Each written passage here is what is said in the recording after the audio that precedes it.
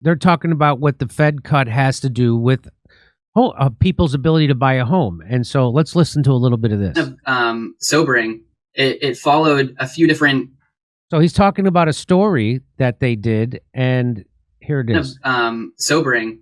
It followed a few different families or whatever in their experience in the U.S. housing market.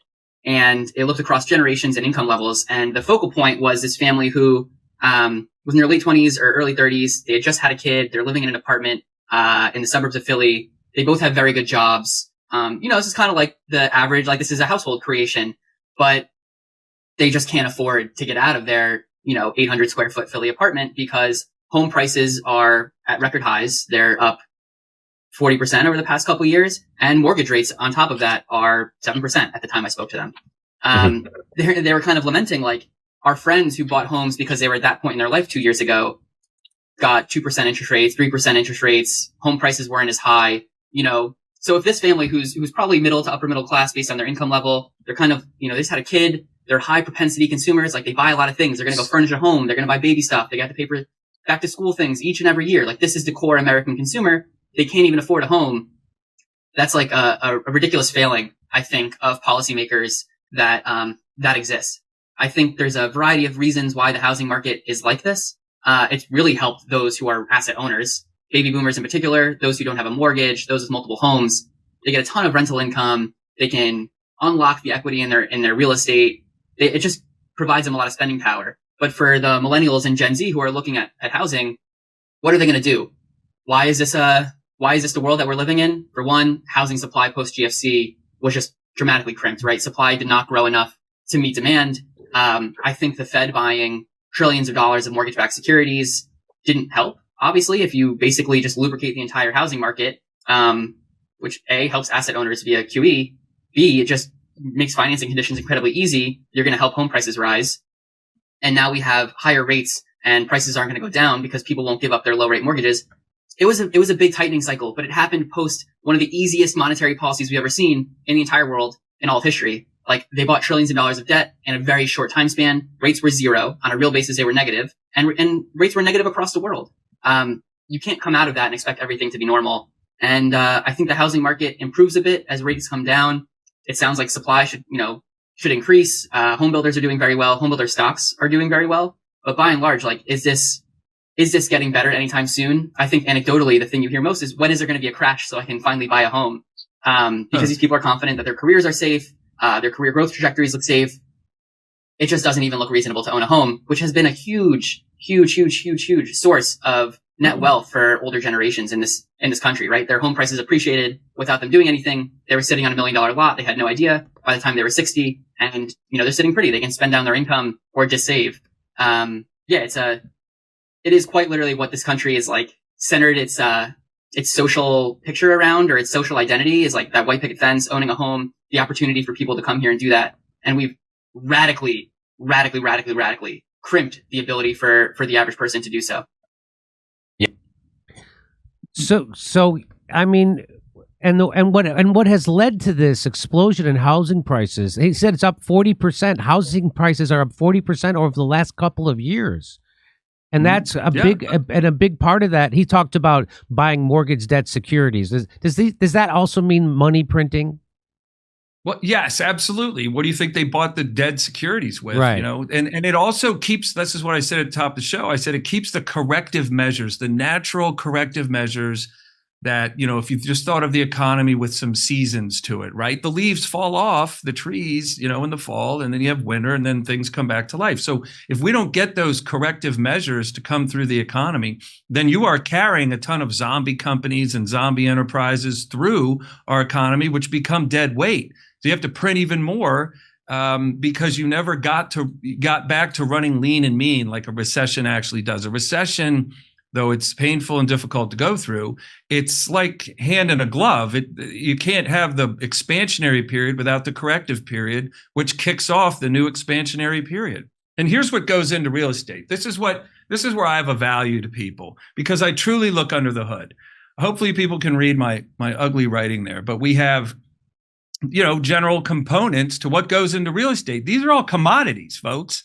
So if concrete's up, wood's up, metal's up, electricity's up, Oil for asphalt is up, plastics are up, carpet is up, all the things that go into making this stuff, tile, sheetrock, right? Labor, food. If all that's up, we have one more to add to the very bottom that supports all of it. Energy. Energy's up. All those costs are up. Guess what's happening to the house price? It goes up.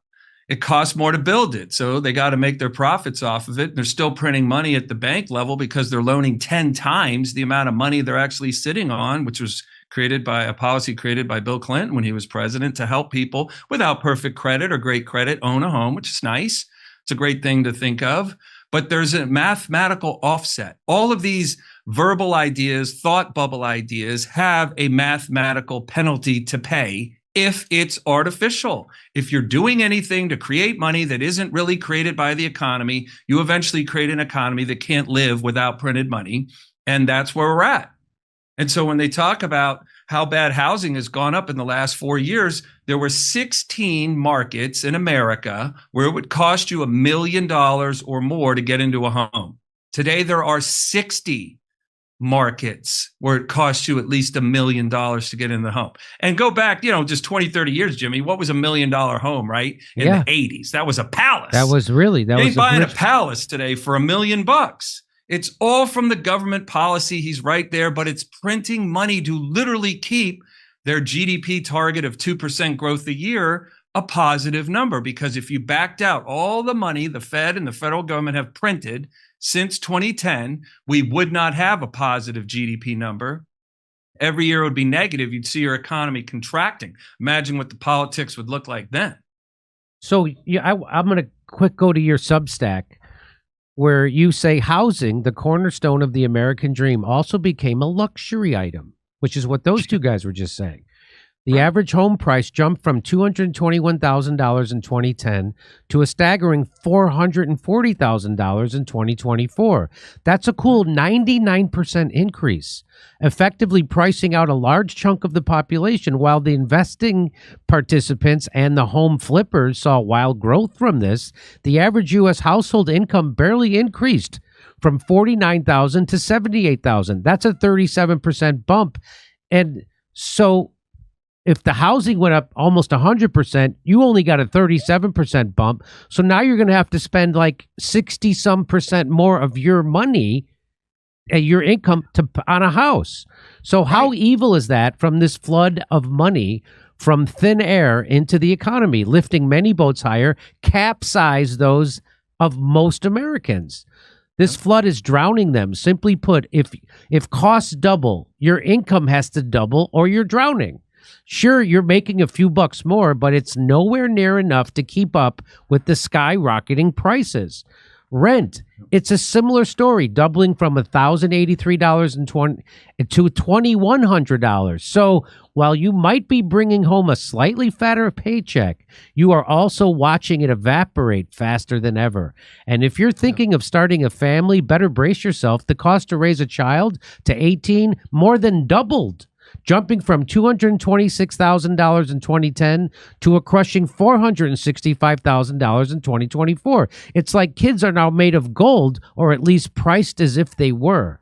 So all this stuff is going up way more than people's incomes are going up. And that's why people are feeling squeezed. And people are, I know, people with good jobs saying, I will never be able to buy a house. It's a crazy... It's crazy what we're in right now and what's happening. And you're saying a big part of that is the way how poorly they've managed the fiscal policy in the United States. All of it is due to that, Jimmy. All of it. Because think of nature on its own. Doesn't it water itself? Doesn't it sun itself? Isn't actually, the life on Earth a life of bounty and ease of access? That's how life works on Earth. Look outside your window. Where's the struggle? Are the birds struggling? Are the crickets struggling? Is the grass struggling to grow? What about the trees? Are they struggling? There's no struggle. But when man decided to manage the weather, starting back in 1913, when the Federal Reserve was created, you have a committee now that manages our financial weather. And I would say they've done a horrific job at it. And I wish they would come to the podium and just be honest and say they should all quit, because it's just created at least 70% of our country is feeling torture Easily half of 40% of our country doesn't earn enough money to have to pay taxes. Why don't we look at those milestones for, is the government a successful enterprise? Let's look under the hood. Let's get away from the personalities. Let's look actually at what the decision making has been for the last 30 years. Anyone could have foreseen when the baby boomers began to retire, our economy would go in a black hole. It isn't profitable, folks. The United States of America, its economy is not profitable and hasn't been since the early 2000s. That's why debt went from $4 trillion to $36 trillion almost. That's why they literally had to print the deficit that our economy didn't produce enough revenue to cover its own costs. So now you say, oh my God, they really are killing the dollar. Right. And mathematically, where will it end? When the dollar's worth nothing. So where will you want your savings to have been when the dollar's worth nothing? In dollar-based assets, dollar-driven things, or things outside of the dollar? And that's my main point. It's to say, folks, let's stop looking at all the crazy, sick personalities that come to Washington and are on the news. Oh, he froze. Every day and all throughout the week. Let's look at what they've actually been doing to us. This vote isn't going to save anything. It can change how things go. You could be for one person, vote for the other. You could be voting for joy and happiness. You could be voting for economic change on one hand. But either way, the government has to print because the economy isn't profitable. And I'd love for some true pro to show me how I'm wrong in 5 minutes without boring me with some 2.5 hour speech on how modern monetary theory is going to work. Because I'm not looking for theories anymore, and neither should you. You should be looking for something solid, something real, something you actually own for a while. Until you wake up in the morning and this isn't the news. And Paul Stone isn't on the Jimmy Dore show talking about how ruinous our government has taken our country. So I have one more video, but I think it's about housing. With respect to mortgage rates. So let me just play it and get your reaction. With respect to mortgage rates, we were up at 8% at one point. We're now at 6.5% or so. Despite that, the average effective mortgage rate in America, with all the people who have mortgages, the average of that is about 3.5%. How does that line up with Fed rate cuts? And what do those rate cuts in specific do for the housing market, if anything? Yeah, it's interesting because we're going to cut rates and probably still have that average mortgage rate rise, right? As renters come off the sideline and start buying homes. Right. But yeah, I think unfortunately to make it more about stocks, I think home builders have a really unique opportunity and they've been rewarded for it, in terms of valuation, that they can pay down, they can do mortgage rate pay downs. So when an existing home comes back onto market and you have to pay 6.5% to get that loan, a builder might be like, all right, we'll make it 3% for your first year and 4% for your second year, 5% for your third year. That's really attractive. So it's actually huge for new homes. But the majority of home supply in this country is existing. Like, people don't buy new homes all the time. And, there's work from home, there's remote work, but jobs are clustered in urban areas and the surrounding suburbs. Most of the transactions are going to be in existing homes. Overarchingly, what you might worry about is that as people have less disposable income, because more goes to mortgage servicing, like if you take out a 5% mortgage, you have less to spend. That decreases consumer spending and eventually leads to, I guess a slower economy, right? We have less consumer demand. I don't think the issue is that huge. I think people broadly will be okay with these mortgage rates. Historically, they're normal. Let's say we get to 5.5%. I think that'll be all right. Fortunately or unfortunately, we have a lot of pro housing demand policies probably coming from the next administration. Let's say it's 50-50 between Harris and Trump, and Harris is most 100% likely to stimulate housing demand. Then we have a 50% chance that home demand is stimulated. So, that's not good from a house price issue, but it probably helps the cohort specific, a new home buyer. It helps them. So, we'll see. It really doesn't look like there's much to help the housing market right now. It'll incrementally improve, but I think developed economies across the world are dealing with a housing crisis issue. Canada's home prices are brutal. No one can afford anything. They had a ton of foreign demand come in, obviously, to urban areas. But yeah, it's a tough problem, and we kind of created it for ourselves. We'll see if there are, stimulative fiscal policies that can help supply rather than just demand, and help new homes get built. I think deregulation in terms of zoning laws and stuff like that, there's just too much red tape in terms of getting new houses up. But that's not for the Fed to really do, right? And they kind of played their part by buying quite literally trillions of dollars of mortgage-backed securities. But yeah, the Fed should not be cutting rates to help the housing market per se. Yeah. So what he's saying is that so if the new administration tries to spur demand, that's going to make house pricing go even higher. What you got to do is figure out a way to create more supply. And he's saying that it doesn't look like they don't know what they're doing. Yeah. Well, you create more supply, you create more demand on all these commodities that go into your house. Those commodity prices go up. The cost to build the house goes up. It just keeps going up. Only a correction where people can't buy will cause home prices to become more affordable. And just the overarching viewpoint is that from when we left normal monetary policy years in 1971, a house was $17,000 and your salary was $9,000. So just look how close buying a home was to your salary. It was just twice your salary, right? I showed you earlier that average income, and there's a lot of high-paying jobs in our economy that are skewing that number up to $78,000 as an average salary in this country. But $78,000 to a home price of $450 is a lot more than double, right? That's 6x. That's 600% away from your average salary. But also at the time in 1971, eggs were cheap, gas was cheap, all commodities were cheap. And all of those things aren't the case today. They're very expensive. So when he talks about interest rates hurting consumer spending because the mortgage payment's bigger than it used to be, so that's less money going into the economy, that's true. All the different areas that would make an economy wholesome are rotten to the core.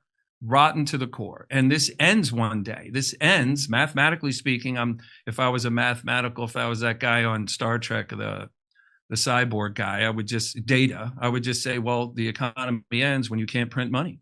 So when can you not print money? When it's worth zero. How close are we to that? I don't know. Mathematically, maybe a year or two, maybe sooner. Okay. Wow.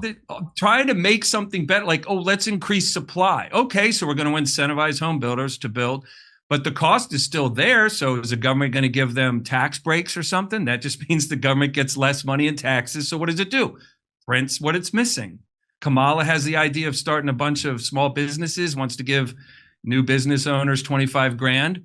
I think I forget exactly how many businesses she wants to see started, but that's $1.25 trillion that she's proposing the government would print and give people to then go start a business. Who knows if those businesses should actually exist in the economy?